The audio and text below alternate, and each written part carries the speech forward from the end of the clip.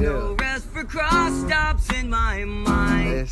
Let's We're on my own. Here we go. So in February of 2020, Green Day released their 13th studio album, Father of All. And critics were, well, they weren't kind to it. Neither were the fans, really. It made my top 10 favorite albums of 2020, but I look back and listening to the album now, it's harder for me to get through because I realize that there's not a ton of songs off of that record that I like at all, and it's really having me wonder when their next album is going to come out to see how they rebound here, because there's a lot of things that people kind of mentioned that this was the last album under their current record label at the time, and they were feuding with them, and they just wanted Green Day to get an album out here, so this is basically just Green Day throwing an album out there. They didn't necessarily care what it sounded like, how it did. They just needed to get an album out to get it out from under their record label's skin, I guess you can say. And it was 10 tracks, it was 26 minutes long, so it's not like it's like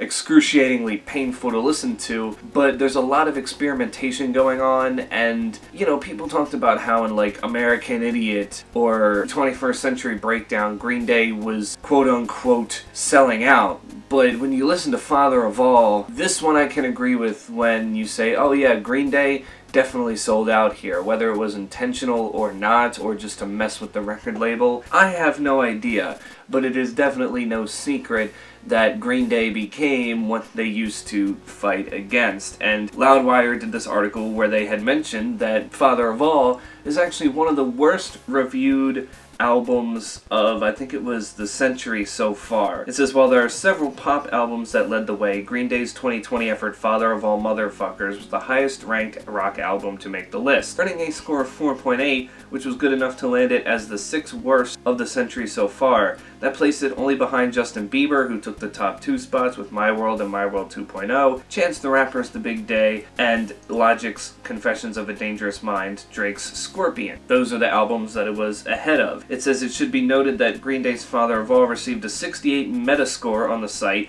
which is a genuinely favorable review. Users of the site also offered their own reviews, giving it a 4.8, which is a mixed or average review. That said, there were a wide range of reviews that included some glowing responses. Classic Rock cited the album's invigorous results, while Rolling Stone added it's a bountiful act of a recovered rock memory, an effortlessly affirming argument that the first mosh pit or car radio contact high you get when you're 13 years old can be enough to sustain you long into life. It's a deep, deep thing, and in a sense, a defiant and subtly political statement too. And then here they go on to say, but many of the reviews were middling to negative. Verity offered the effort feels more like a sidestep than a leap forward. Spin stated at the time, Green Day's 13th studio album set sees them step outside of their comfort zone, experimenting with a range of new sounds and styles. However, this leads to a mixed result, and Entertainment Weekly weren't nearly as kind, stating, a derivative party foul, a spirited game of genre that plays like a copy of a copy. Then there was one last thing I read that says, some of the harsher commentaries came from Under the Radar, who called the album fundamentally toothless and lacking in wit, originality, and invention. Sputnik Music stating, even the staunchiest fans would have an aneurysm trying to figure out what the hell these guys were thinking on this one.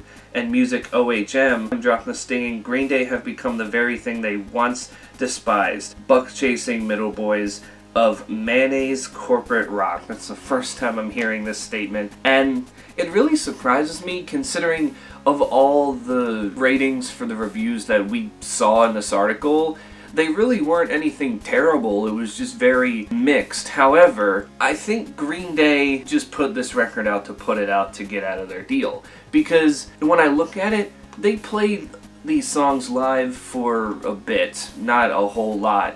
And when I went to see them in the Hella Mega Tour just last year, they didn't play any songs off of this. They played the newest song at the time they had out, which was Pollyanna, which wasn't featured on Father of All, but they wouldn't go anywhere past Revolution Radio, it seemed. They were just kind of like, we'll play the older hits and a lot of stuff from American Idiot, and then we'll just ignore this past album, leading me to believe that they know that fans aren't gonna want to go to a concert of theirs and listen to those songs, so they intentionally left them off. And as far as it being one of the worst albums of the century, I don't know if I would give it that. I would definitely say there's worse records out there, and I don't even think Father of All's like the worst Green Day record. I don't know if you've heard Trey, but that one doesn't have a lot of substance to it, where at least the one thing you can say with Father of All, it's definitely different. Each song differs from each other, and it may not always be good, but at least they're trying different things, and you're not stuck listening to the same thing for 26 minutes and 10 songs. So that's the one positive I think we can all kind of say about it in a way, is it's not predictable, and it keeps you on the edge of your seat as to what the next song is going to sound like. Maybe it'll up the ante a bit, and they do put a punk song on there with Sugar Youth. I mean, that one is pretty punky. It's only 2 minutes long, but it's probably the most punky song the band has made since probably Bang Bang, that big comeback single they had in 2016 for Revolution Radio. But as for being one of the worst albums of the century, maybe like, if I had to say like top 100, because keep in mind there's been a lot of albums out and there's been plenty that have been terrible, but when you talk about this record, there's more enjoyable things on it than you think. And it was very, well, it wasn't really surprising when you read more of the article. They said that rock and metal were the number 3 worst rated genre on the website that they were going off of here, as it was not too well, the albums from that genre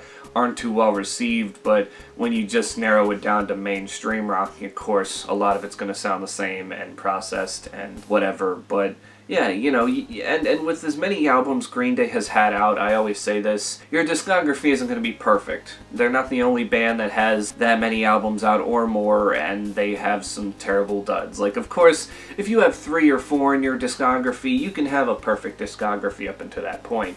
But once you start getting 5 and over that, that's when you start to see albums pile in from those artists where things get a little bit out of hand sometimes, and you're left wondering, why did they make this? I mean, they're 13 studio albums in, and they've had some albums do very well, they've had some albums underperform, and there's albums that people just tend to forget about. It happens, and this is probably going to be one of those ones that we just forget about. I mean, to be honest with you, I still forget about it now, and it's only been out 2 years, but that's because Green Day's in the studio already working on a new record, so I'm kind of more preparing myself for that just to see where we go, because now that it seems they have a new record deal and are making new music, this album could be taken more seriously than what Father of All actually was. And we've seen when they take it seriously what they can actually do. They've made some really good albums, and most of those albums tend to be the comeback album, one where you think they're down and they're not going to